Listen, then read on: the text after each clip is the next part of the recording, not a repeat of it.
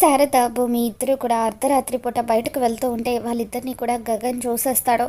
అసలు ఈ భూమి తను దొంగగా మారింది కాకుండా మా అమ్మని కూడా దొంగగా మార్చేయాలని చూస్తుందా అని చెప్పి గగన్ పరిగెత్తుకుంటూ కిందకి వచ్చేసరికి శారద, భూమి ఎక్కడికి వెళ్ళారో గగన్కి కనిపించకపోవడంతో మిస్ అయిపోయారు.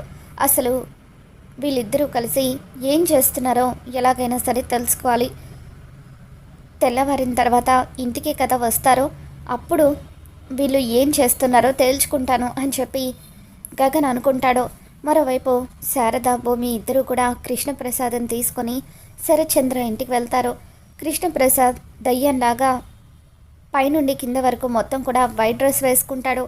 ఇక భూమి, శారద ఇద్దరు కృష్ణప్రసాద్కి సాయపడుతూ ఉండడంతో కృష్ణప్రసాద్ మీరాకు కనిపించినట్టుగా కిటికీలో నుండి మీరా గదిలోకి ప్రవేశిస్తాడు.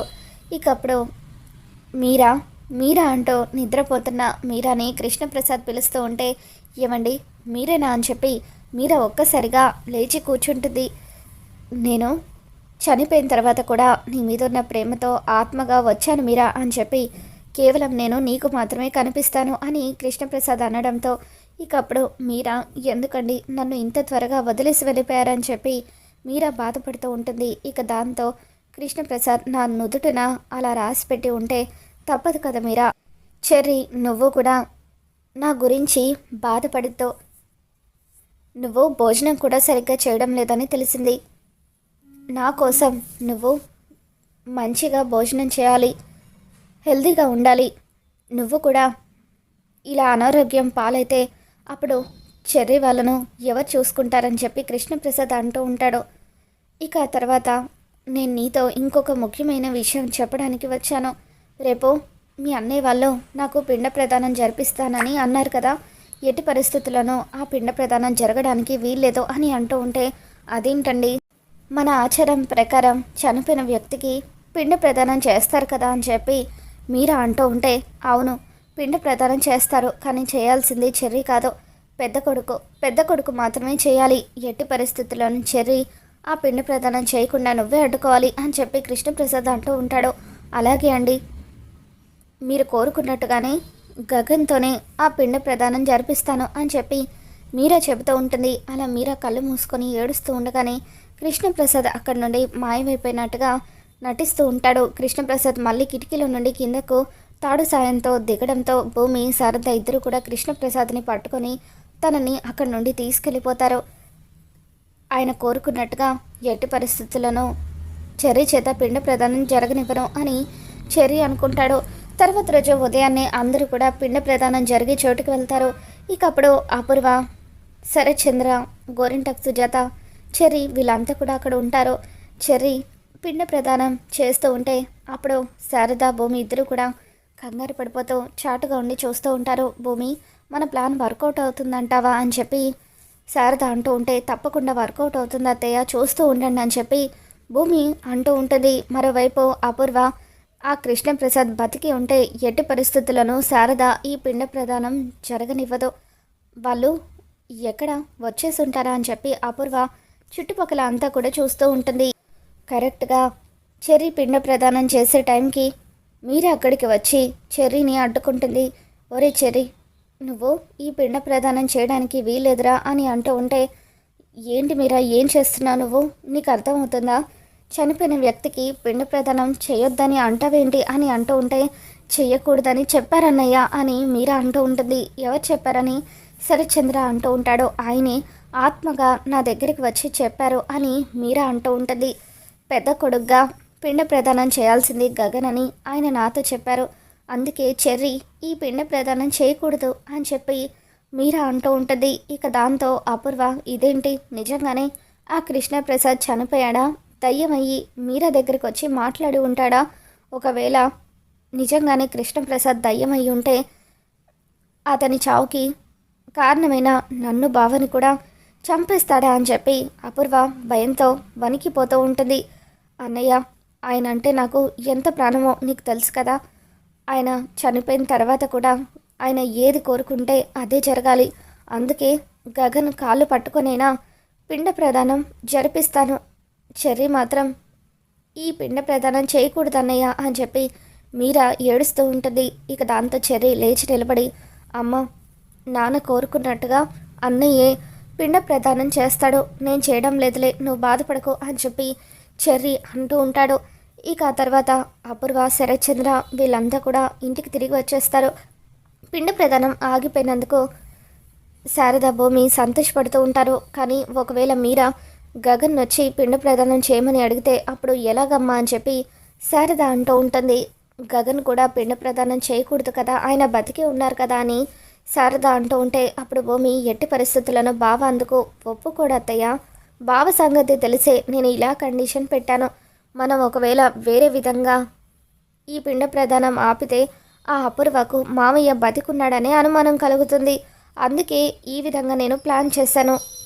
మామయ్యకు అంత్యక్రియలు చేయడానికే బావ ఒప్పుకోలేదు, అటువంటిది పిండ ప్రదానం ఎలా చేస్తాడో అని చెప్పి భూమి శారదకు చెబుతూ ఉంటుంది. అంతే అంటావా అని చెప్పి శారద అనడంతో, అంతే అత్తయ్య, మీరేం ఆలోచించకండి, పదండి అని చెప్పి భూమి శారదను తీసుకొని, మీరు టిఫిన్ చేయలేదు కదా, మామిని కూడా తీసుకొని రెస్టారెంట్కి వెళ్దాము, అక్కడే టిఫిన్ చేద్దామని చెప్పి భూమి అంటూ ఉంటుంది. మరోవైపు గగన్ ఉదయాన్నే తనకు అర్జెంట్ మీటింగ్ ఉండడంతో ఇంట్లో బ్రేక్ఫాస్ట్ చేయకుండానే బయటకు వెళ్ళిపోతాడు.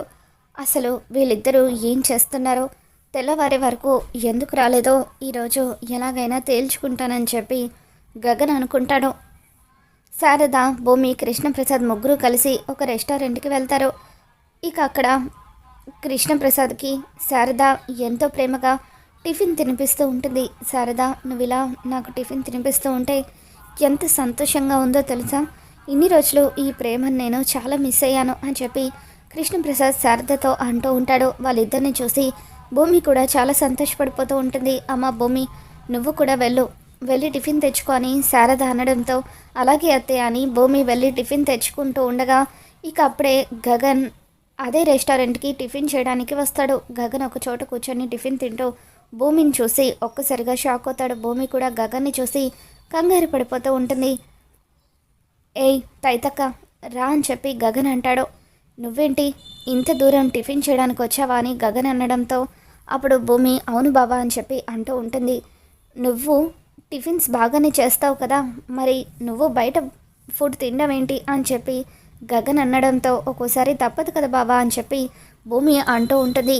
ఇక అప్పుడు శారద, ఇదేంటి భూమి వెళ్ళి ఇంతసేపు అవుతుంది రాలేదని చెప్పి పైకి లేవబోతూ ఉంటే అప్పుడు భూమి, అయ్యో అత్తయ్య, గగన్ బావ ఇక్కడే ఉన్నాడు అని సైగ చేయడంతో ఇక అప్పుడు శారద సైలెంట్గా గగన్ వెనకాల సీట్లో కూర్చొని ఉంటుంది. కృష్ణప్రసాద్, శారద ఇద్దరు కూడా గగన్ వెనక సీట్లో కూర్చొని ఉంటారు. గగన్ అక్కడే ఉండడంతో ఇక అప్పుడు శారద ఏమి మాట్లాడకుండా సైలెంట్గా తన మొహాన్ని కప్పేసుకొని భయంతో వణికిపోతూ ఉంటుంది. ఇక అప్పుడు గగన్, అవును రాత్రి మా అమ్మ నువ్వు ఎక్కడికో వెళ్ళారు కదా, మా అమ్మని ఎక్కడికి తీసుకెళ్ళావు అని చెప్పి గగన్ అంటూ ఉంటాడు. దాంతో భూమి, బావా అదా, రాత్రి మేమిద్దరం గుడికి వెళ్ళాము అని అంటూ ఉంటే, ఆ టైంలో గుడికి ఎవరైనా వెళ్తారా అని చెప్పి గగన్ అంటూ ఉంటాడు. మరేం లేదు బావా, ఇది కార్తీక మాసం కదా, మనమిద్దరం దగ్గరయ్యి మనకి పిల్లలు పుట్టాలంటే గుడిలో ప్రత్యేక పూజలు చేయాలని చెప్పి పంతులు గారు చెప్పారు, అందుకే నేను అత్తయ్య వెళ్ళామని చెప్పి భూమి అంటూ ఉంటుంది. అసలు నీకు నాకు పెళ్ళి అవ్వలేదంటే పిల్లలు కూడానా అని చెప్పి గగన్ అంటాడు. బావా, నువ్వు ఒప్పుకున్నా ఒప్పుకోకపోయినా నేను నీ భార్యనే కదా బావా అని చెప్పి భూమి అంటూ ఉంటుంది. ఇంతకీ మా అమ్మ ఇక్కడ అని చెప్పి గగన్ అంటాడు. అత్తయ్య ఇంటికి వెళ్ళిపోయారు అని చెప్పి భూమి అంటూ ఉంటుంది. ఇక ఇంతలో కృష్ణప్రసాద్కి తింటున్నప్పుడు దగ్గర అవడంతో, ఇదిగోండి వాటర్ తాగండి అని చెప్పి గగన్ కృష్ణప్రసాద్కి వాటర్ ఇస్తాడు. ఇకప్పుడు కృష్ణప్రసాద్ థ్యాంక్ యూ అంటూ వాటర్ తాగుతూ గగన్కి థ్యాంక్స్ చెప్తూ ఉంటే, ఈ వాయిస్ ఎక్కడో విన్నట్టుంది అని చెప్పి గగన్ వెనక్కి తిరిగి చూస్తూ ఉంటే, బావా ఏంటి బావా ఎదురుగా కూర్చున్న నన్ను చూడకుండా ఎక్కడెక్కడో చూస్తావేంటి అని చెప్పి భూమి అడ్డుగా నిలబడుతుంది. ఇక దాంతో శారద, త్వరగా వెళ్దాం పదండి అంటూ కృష్ణప్రసాద్కి సైగ చేసి చేయి పట్టుకొని అక్కడి నుండి లాక్కుపోతూ ఉంటుంది. ఏమైంది శారద, ఎందుకు నన్ను ఇలా లాక్కుపోతున్నావని కృష్ణప్రసాద్ అంటాడు. ఇప్పుడు మీకు వాటర్ ఇచ్చింది ఎవరో తెలుసా, గగన్. గగన్ అక్కడే ఉన్నాడండి, భూమి కవర్ చేసింది కాబట్టి సరిపోయింది, లేకపోతే మీరు బతికున్నారని నిజం గగన్కి తెలిసిపోయేది అని చెప్పి శారద కంగారు పడిపోతూ ఉంటుంది. ఖచ్చితంగా నువ్వు నా దగ్గర ఏదో దాస్తున్నావు, అందుకే అతనెవరో చూడకుండా నన్ను అడ్డుకున్నావు.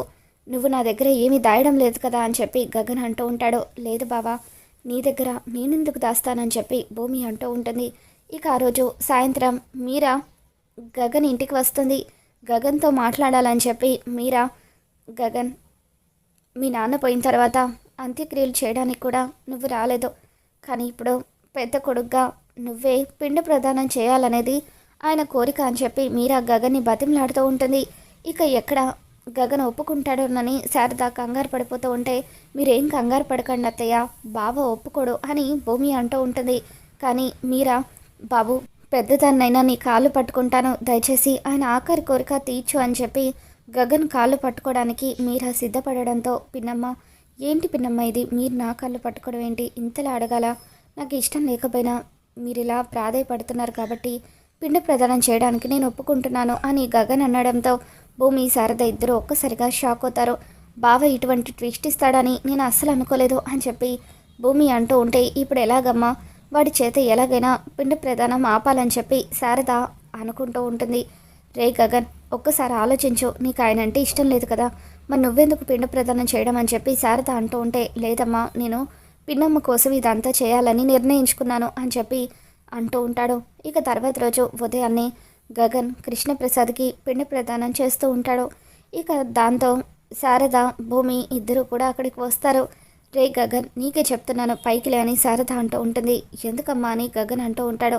మర్యాదగా లేస్తావా లేవా అని చెప్పి అంటూ ఉంటే, లేదమ్మా ఈరోజు పిండ ప్రదానం ఖచ్చితంగా పూర్తి చేస్తాను అని చెప్పి గగన్ అంటూ ఉంటాడు. ఇక దాంతో శారద గగన్ చెంప పగలగొడుతూ, బతికున్న మనిషికి పిండం పెట్టడం మహాపాపం రా, చెప్తుంటే నీకు అర్థం కావడం లేదా అని చెప్పి శారద కృష్ణప్రసాద్ బతికి ఉన్నాడన్న నిజం గగన్ ముందు బయట పెట్టడంతో గగన్ ఒక్కసారిగా షాక్ అవుతూ ఉంటాడు. మరి రాబోతున్న ఎపిసోడ్లో ఏం జరగబోతుందో మళ్ళీ మన ఛానల్లో తెలుసుకుందాం.